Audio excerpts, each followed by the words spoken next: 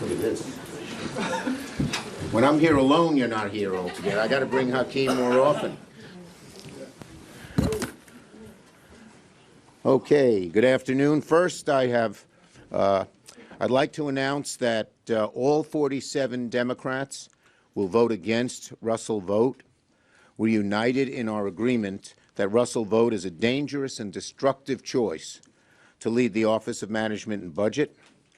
And we saw a precursor to his leadership last week during the dangerous federal funding freeze that crippled, or nearly crippled, critical duties of the federal government and its operation. As the chief architect, chief cook, and bottle washer of Project 2025, it's Russell Vought who is laser focused on undermining our government. He's proven it. Senate Democrats will unanimously oppose him and do everything we can to prevent him from leading OMB. And should Republicans not see the light and shoulder shrug this dangerous person into this seat, they'll have to answer to the American people. Russell Vought wants to cast chaos across America. He's depending solely on Republicans to do it. And as I said, he's a danger to the budget. He's a danger to what people in America need. Now, on the reason we are here. So over the past few days, and Hakeem and I work together really closely and well, and I welcome him to the Senate as he welcomes me to the House, I think. Yeah, okay. Over the past few days, Democrats have warned the American people that DOGE is operating like a shadow government. Yesterday, I said that DOGE is not a real government agency. It has no authority to make spending decisions, to shut down programs, or ignore federal law. This is not debatable. This is an indisputable fact. No authority for spending decisions, to shut down programs, or ignore federal law. Yet Elon Musk took issue with that warning. He said, in answer to a tweet that I said that did this, he said, DOGE, quote, is the one shot the American people have to defeat bureaucracy and restore democracy. Now, give me a break. Nothing screams democracy like having a secret squad of company men pull off a hostile takeover of America's Social Security and tax information in the dead of night. That is not democracy, Mr. Musk. And yet it's precisely what DOGE is doing. It's letting a small group of unelected people, secret, run rampant through the executive branch, accessing the private data millions of Americans need, and God knows what they're going to do with it. God knows. So there are two dangers. One, people's privacy is at stake. Second, that there's a risk that this small group could cut program after program using one excuse or another. So today, Leader Jeffries and I are joining together to push legislation to prevent unlawful meddling in the Treasury Department's payment systems and protect Americans across the country. Our bill aims to do a few simple things. One, deny access to special government employees that don't have to disclose their conflicts of interest or any other ethic agreements. Two, to deny access to anyone with conflicts of interest or lack of appropriate clearance. And three, include personal tax information into existing privacy protections. We call our legislation Stop the Steal. Whatever DOGE is doing, it's not democracy. We know what democracy's like. It's out in the open. It's not secret. You do two sides debate, and then the elected officials make decisions. Democracy doesn't work in the shadows. Democracy doesn't skirt the rule of law. And it doesn't give special privilege to the ideas and needs of a group of ultra-wealthy people at the expense of American families. Of course we should talk about reform. Reform's a worthy cause. Everyone agrees we should find ways to improve the effectiveness and efficiency of government. But you know what history shows? When it's done in the dark of night, it always leads to bad results. When these DOGE people decide to cut a program, have they even talked to the people who run the program? Have they even done a little research? Have they heard the other side? Or are they just in such rush to cut anything they can so that they can keep tax breaks and give deeper tax breaks to the wealthiest of Americans? Undoubtedly not. They are not checking. They are not debating. They are not doing things in sunlight. So, we want reform. We'd like to cut waste, but do it in front of the American people. Hear the arguments. Have the back and forth that has been the hallmark of this republic for over 200 years. You don't have a small group of select people who have little experience across the breadth of government have access to these records and an ability to cut funding. The American people have a right to be part of the debate as to what programs should be cut. And just because a small group of people think they know better than the American people doesn't make it true. So, we are going to do everything we can to sound the alarm and fight with everything we've got to stop this horrible, horrible act by this DOGE group with the, of course, the permission, acquiescence, encouragement of Donald Trump. Leader Jeffries. Thank you, Leader Schumer. And before Leader Schumer was a man of the Senate, he was a man of the House. And so we always welcome you back over to the People's Chamber. Democrats. You sound like Nancy. Democrats are always ready, willing, and able to work with anyone to find the common ground necessary to solve problems on behalf of hardworking American taxpayers, particularly as it relates to driving down the high cost of living. We understand that America is too expensive. There are far too many hardworking American taxpayers struggling to live paycheck to paycheck. Housing costs are too high. Grocery costs are too high. Child care costs are too high. Insurance costs are too high. Utility costs are too high. America is too expensive. Democrats are committed to driving down the high cost of living for working class Americans, middle class Americans, and everyday Americans all across the land. Our Republican colleagues are not serious about lowering the high cost of living. They've done nothing, introduced not a single bill, not put forth a single policy proposal. They've done nothing as it relates to lowering the high cost of living. At the same time, they are raiding the government, attempting to steal taxpayer money. That's what the situation at the Treasury Department is all about.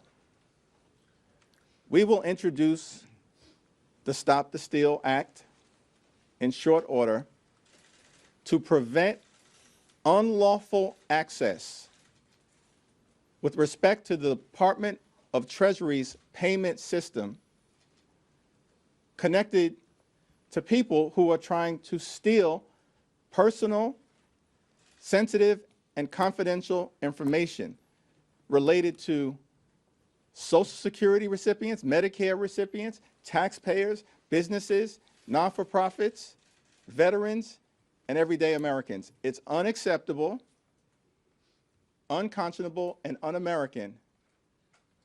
Stop the Steal Act will prevent this unlawful access from taking place. It's unfortunate that many of our Republican colleagues are determined to stand up a shadow government of the billionaires, by the billionaires, and for the billionaires that will stick it to the American people. That's what's driving much of the behavior on the other side of the aisle.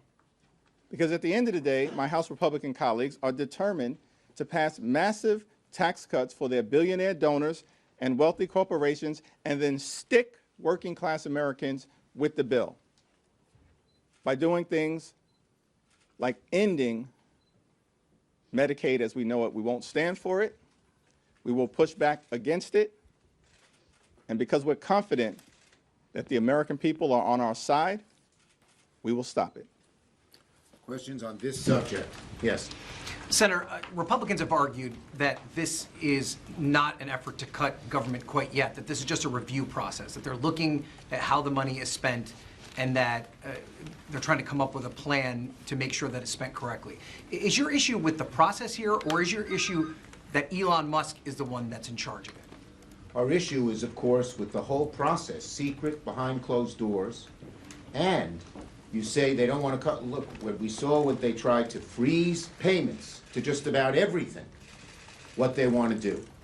So our belief is there's a real danger, a terrible, terrible danger, and a looming danger that they will not only have access to Americans' privacy information, but that they will use that to cut programs left and right. But how specifically are you concerned about Musk himself? Is he... We're concerned that Musk is in charge of DOGE, but we're concerned about how the whole process works. And ultimately, the buck falls with Donald Trump, the president. But we are concerned that a small number of people are concerned with the whole process, including Musk and including the others who are in it. As Leader Schumer indicated, the problem lies with some individuals who have been put in charge of this raid on the government, including Elon Musk. But it also relates to the so-called special government employees who aren't required to adhere to the ethical laws and the disclosure requirements that were put in place by Congress in a bipartisan way for a reason, to make sure that people have the best interests of the American people at heart. And that clearly is not the case as it relates to this unlawful access to the Treasury payment system. When it's something so important as to who the government helps, it should be done in a way that adheres to our democratic principles: openness, debate, discussion, and reflecting a broad group of people who have inputs into it, not just a very limited few meeting in secret. Yes? What other recourse do Democrats have? Obviously, you guys are in the minority on both sides of the Capitol. What can you guys be doing when this is money that you have appropriated to be spent, both in the federal freeze and in the international freeze? We have 4 different ways of recourse. The first is just bringing this to light, making sure that the American people know what it is. We've had some success there already. When we brought the freeze of funds to the public, there was an outcry, and Trump had to back off. When we brought up the tariffs to the American people, there was an outcry, and Trump had to back off. I believe there'll be even a greater outcry, or as much an outcry as this. The second thing we have is litigation. There are various groups that are already going to court to sue because they believe that this is against the law. And we are working with them in terms of giving them information, telling them what we know, helping make their court case as strong as possible. The third is oversight. In the Senate, we're going to have some shadow hearings which discuss what this is, and we're asking whistleblowers across Treasury and other places, we're talking to some of them already, to come forward. And the final is legislation. On the appointments, they don't need Democrats. But on legislation, particularly the funding resolution, they do need us. And we will insist that there be certain changes that undo these bad things. Go ahead, you take the next one. What they're targeting now is things that conservatives and Republicans have long targeted, I guess with the exception of the FBI in a sense. Do you think Republicans will ever bring a line in the sand? And if so, what might it be? That's an open question. And in the House, where the Republicans have the smallest majority of any party since the Great Depression, when they're at full strength, at this moment, they're not at full strength and will shortly be 217 Republicans to 215 Democrats. That'll be the smallest majority since the 1800s. But even when they're at full strength, all we need is three. Three principled Republicans in the House, and a lot of the madness and extremism that has been unleashed on the American people can be halted, particularly as it relates to the upcoming spending agreement that we need to resolve in a bipartisan way on March 14th. All we need is three Republicans willing to draw a line in the sand.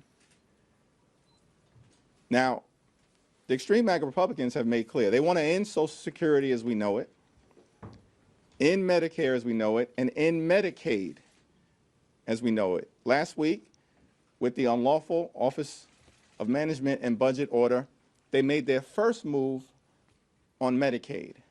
The public rose up in response, and they backed down in less than 40 hours.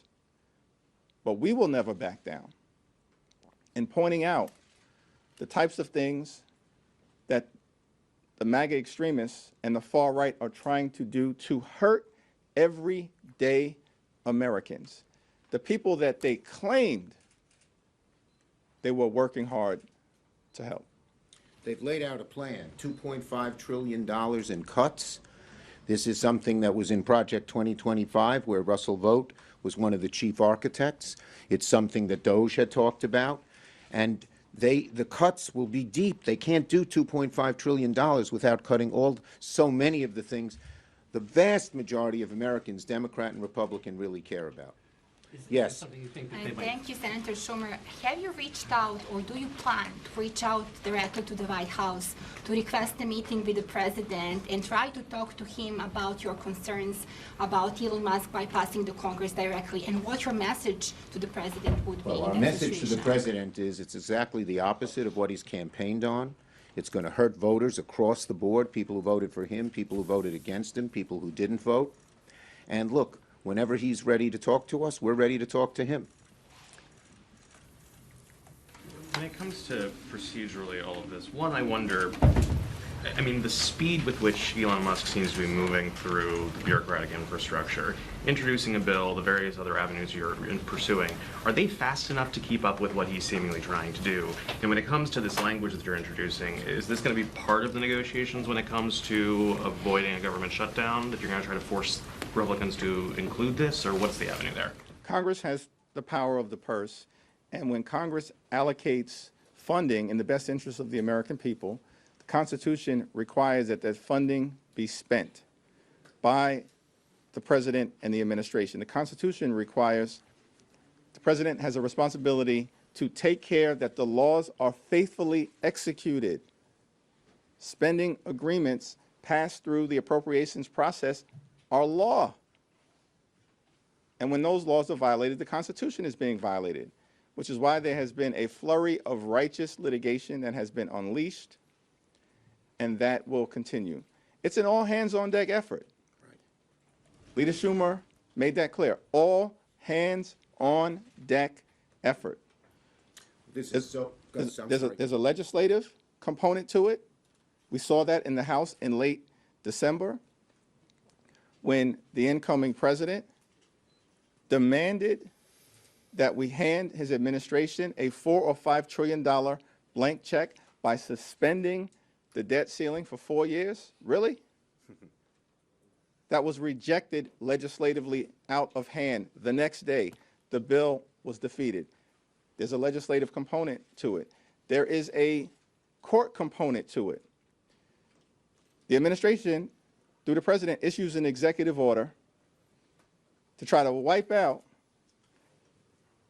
the citizenship clause of the 14th Amendment. A few days later, in response to litigation that was immediately brought, a federal district court judge appointed by Ronald Reagan declared it unconstitutional. There's a judicial component to it. And there's also a component to it that relates to bringing along the public as it relates to pushing back. And we saw that last week with respect to the illegal funding freeze that was reversed in less than 40 hours. And we saw it as it relates to the wide-ranging out-of-control tariff scheme applied to our North American allies that would have driven up costs for everyday Americans. And so we are working on this and pushing back on all fronts. And just finally, the roots of democracy are still deep. And when the public is really outraged by things, there is a response, as Hakeem mentioned, I mentioned before as well, on tariffs, on funding freeze. We believe the public is so energized by what they have seen on this Treasury action that there will be a similar strong pushback, and the President will feel that pushback and hopefully respond to it. Thank you, everybody. Thank you, everyone.